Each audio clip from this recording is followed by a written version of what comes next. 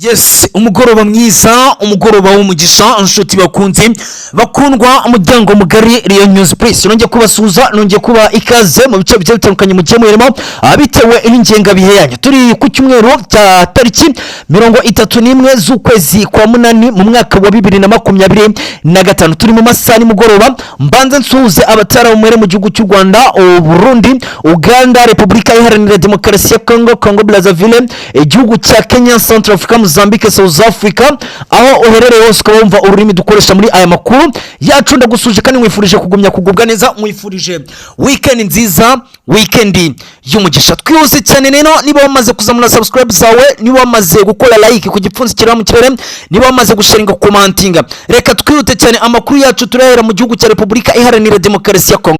Yuko rero abarwanyi ba mama 23 bagabweho ibitero bikomeye cyane mu bice by'intara ya Kivu Amajyepfo. Turagaruka ku bitero bikomeye cyane. Wazarendo magingo ya iratangaza ko yamaze kwegukana ikibuga cy'indege cya Minembwe giherereye mu ntara ya Kivu Amajyepfo mu gace ka Minembwe. Ibi turabigaruka. Ibi ni nyuma yuko rero mama 23 ikubiswe mu buryo bukomeye cyane n'indege zo mu bwoko bwa drone CH4. Bivugwa yuko izi ndege zakoze akazi gakomeye cyane mu karere ka Minembwe, aho izi ndege zasize Wazarendo imaze gutsindira bimwe mu bice bigiye bitandukanye muri aka karere ka Minembwe. Mama 23 ngo yabuze ayo icira nayo imira nyuma yuko ikomeje kugenda yamburwa bimwe mu birindiro byayo biherereye mu ntara ya Kivu y'Amajyepfo. Ngo abavuga yuko mama 23 ngo isigaje igihe gito ikinjira muri territoire ya Uvira, umujyi w'agateganyo w'intara ya Kivu y'Amajyepfo, ngo rwose aya makuru nuko bayasubiza inyuma, ngo aya nuko adashoboka. Ibi turagenda tubigarukaho gatanu kandi turaza kunyarukira ku ngingo ikomeye cyane, aho uwitwa Felix Antoine Tshilombo Tshisekedi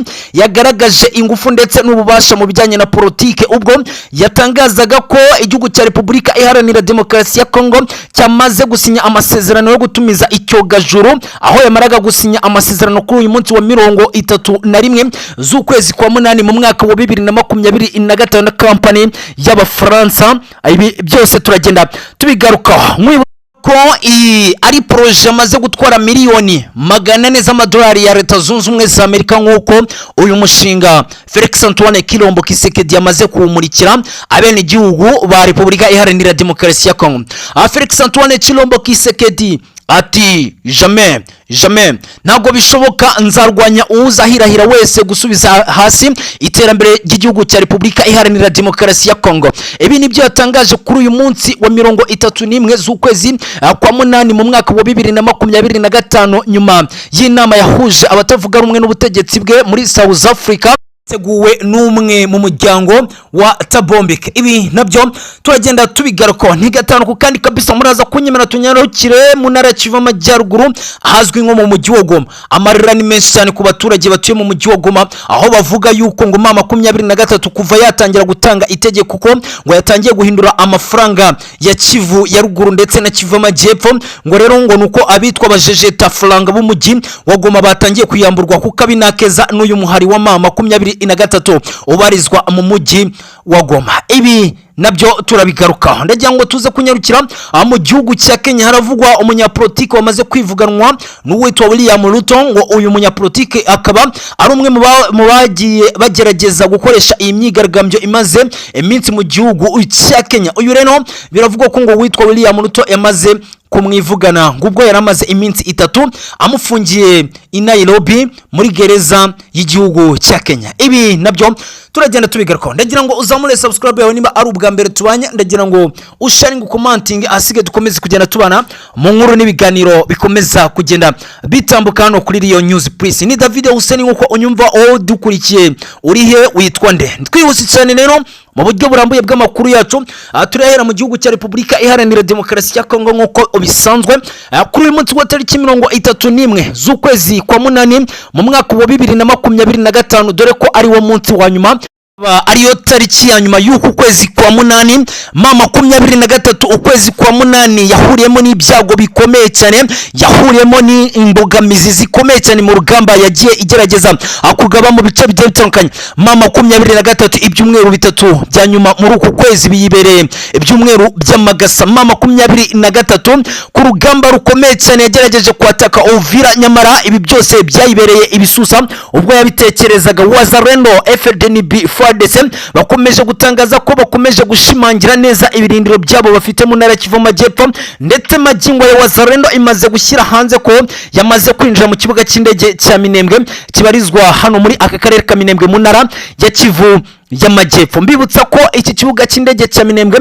cyari kirimo indwanyi z'ama 23 twirwaneho Android ndetse n'indi mitwe igiye itandukanye yihuje n'inyeshyamba z'ama 23. Wazalendo rero ikaba yaratatse Minembwe mu minsi 3 itambutse, ikaba yegukanye bimwe mu bice bigiye bitandukanye muri aka karere ka Minembwe, harimo agace ka Rugezi ndetse n'indi bice bigiye bitandukanye. Biravuga ko Wazalendo rero yamaze kugenda yegukana bimwe mu bice bigiye bitandukanye biherereye muri aka karere ka Minembwe, dore ko n'ikibuga cy'indege magingo ya kiri kubarizwa mu maboko ya Wazalendo nk'uko amakuru aturuka yakomeje kugenda abitangaza gatano ku kandi. Ni mu gihe kandi Wazalendo Fdnb bakomeje kugenda batangaza ati ibitangazamakuru bikorana na mama 23 bikomeje gushimangira ko ngo mama 23 ngo ikikije Uvira ngo izi ari fake news. Mama 23 magingo yamaze gushushubikanwa mu buryo bukomeye cyane mu ntara ya Kivu y'Amajyepfo, nyuma y'uko rero mama 23 igabweho ibitero by'indege mu bwoko bwa drone C4. Bamwe mu basirikare b'inyeshyamba za mama 23 bagahitanwa ni indege n'ibitero by'indege, ndetse n'abandi bakishyikiriza mu maboko y'igisirikare cya Wazalendo ndetse Fdnb. Aribwo twagiye tubona bamwe mu basirikare bagiye bavuga ko baturuka mu gihugu cy'u Rwanda bagera kuri 4. Ibi ni byakomeje kugenda bitangazwa. Wazalendo ni mu gihe ihamya neza ko yiteguye gushimangira ndetse no kwirukana no gushushubikana umwanzi wahanganye nawe mama 23. Wazalendo itangaza ko yifatanyije n'igisirikare cya guverinoma y'u Burundi Fdnb bafite ingufu zo guhangana n'umwanzi mama 23 bakamukura mu bice byose yagiye yigarura. Uwitwa Felix Antoine Tshilombo Tshisekedi yongeye gukora agashya gakomeye cyane. Ibihugu byo muri Afrika byinshi byamaze kwikanga uwitwa Felix Antoine Tshilombo Tshisekedi, aho uyu mugabo yamaze gutumiza zimwe muri satellite zikomeye cyane ubwo yagiranaga amasezerano n'ikigo gishinzwe gukora satellite mu gihugu cy'Ubufaransa, aho yasinye akayabo ka miliyoni 400 muri uyu mushinga wo gutumiza icyogajuru. Iki cyogajuru aho bivugwa yuko rero kijya kwifashishwa mu bijyanye n'itumanaho ndetse n'umutekano n'imyigire y'abanyeshuri muri Repubulika Iharanira Demokarasi ya Kongo. Biravugwa ko iyi satellite igomba kuzifashishwa mu guteza imbere ubukungu bwa Repubulika Iharanira Demokarasi ya Kongo. Mwibutsa ko Kongo yaba ibaye bimwe mu bihugu bitandukanye muri iyi Afrika bifite izi satellite, dore ko muri iyi Afrika ari mbarwa ibihugu bibonekamo iyi satellite. Aya namwe makuru akomeza kugenda atangazwa. Nyuma y'ibyo rero witwa Felix Antoine Tshilombo Tshisekedi ati jamais ntabwo bishoboka ko nzigerama agahenge buri muntu wese ushaka gusubiza iterambere ry'igihugu hasi. Ati niteguye guhangana n'inyeshyamba z'ama 23 zishyigikiwe n'igihugu cy'u Rwanda. Aya namwe mu magambo Felix Antoine Tshilombo Tshisekedi yatangaje kuri uyu munsi wa tariki 31 z'ukwezi kwa munani mu mwaka wa 2025, ubwo yakomezaga atangaza ko yiteguye gufatanya n'abiteguye kurwanya inyeshyamba z'ama 23. Ibi yabitangaje nyuma yuko abatavuga rumwe n'ubutegetsi bwa Repubulika Iharanira Demokarasi ya Kongo bahuriye muri South Africa, ndetse na bamwe mu bayobozi ba Repubulika Iharanira Demokarasi ya Kongo n'abayobozi ba mama 23.